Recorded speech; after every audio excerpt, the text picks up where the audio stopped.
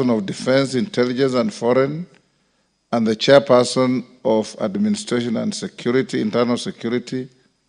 As and when they speak, they have 10 minutes each. All other members, 5 minutes. Chair Health is not covered. Deputy Speaker, it's a motion you pass to yourselves. Thank you, Honorable Speaker, that I may participate. Even the Deputy Speaker has 5 minutes. Thank you, Honorable Speaker.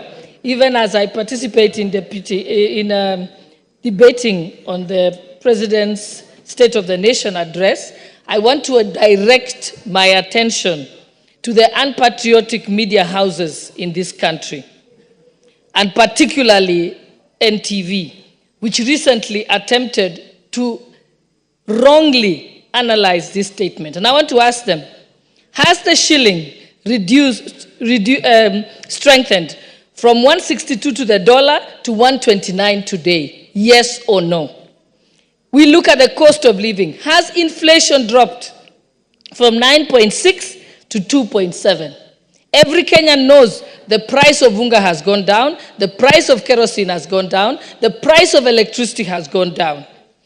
Those media houses should tell us where they are getting their statistics and where is the source of their information.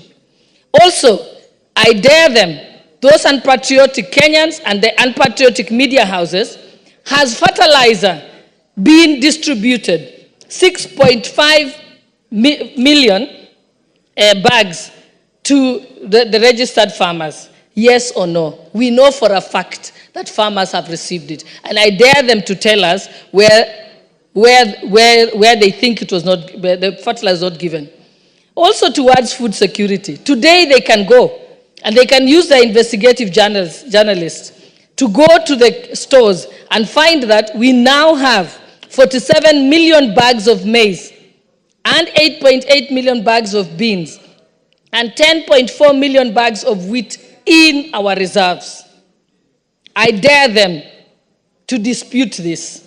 And we want them, rather than speak from their studios, they should actually go and film them from the stores of Kenya. I also dare them that they dispute the fact that KCC received 3 billion to modernize? Do they dispute the fact that today farmers are being paid 50 shillings per litre? I am a farmer and that is the amount I'm receiving. I dare those in those media houses to tell us if they have any milk to sell, how much they sell it for to KCC.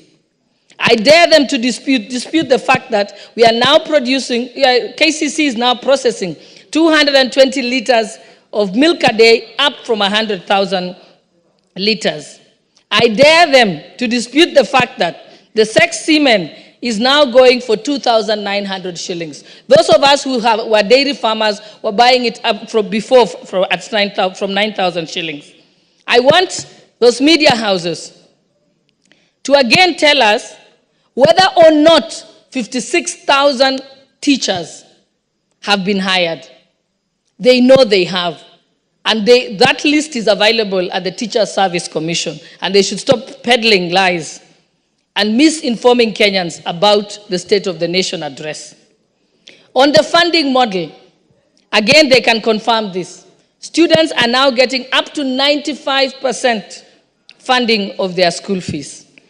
And again, they can get the statistics from the Higher Education Fund and from the Higher Education Loans Board. Again, they cannot be making up stories from their screens. On healthcare, we know that they are telling Kenyans, you're being charged a lot for the social housing insurance fund. What they're not telling Kenyans is Kenyans who are on a higher pay are the ones who are paying, so that although the Kenyans who are vulnerable and needy can be able to access health care unlike before. I also dare those who said that the NHIF debts have not been settled. 3.7 billion was disbursed, and earlier another 5 billion was settled. On the issue of the Hustler Fund, it is Again, this is information that's available, that 60 billion has already benefited over 24 million Kenyans. And therefore, as we look at the President's State of the Nation report, it is important that we call out those unpatriotic Kenyans, unpatriotic media houses who are selling toxic, negative,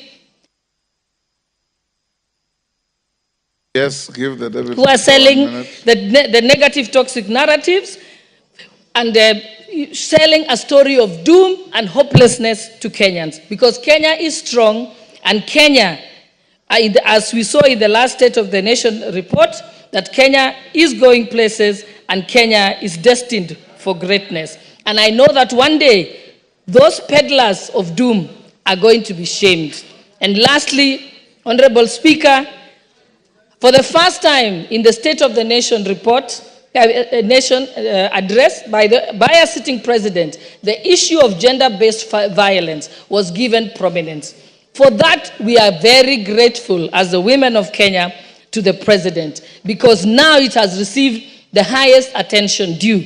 But even as we say this, I appeal to Kenyans that being able to prevent femicide and gender-based violence requires each of us to be vigilant. On femicide, we need to talk to our children, to tell them not to be found, not to put themselves in vulnerable situations. We also must teach our children to respect women, and so that we can be able to be part of prevention rather than going after these people after they've committed the crime. With that, I wish to thank you for the opportunity.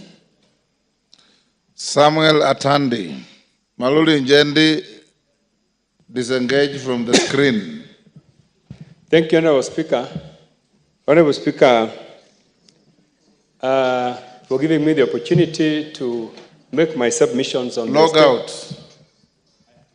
You have just spoken and you are still on top of the screen. Is it you to do it or the clerks to do it?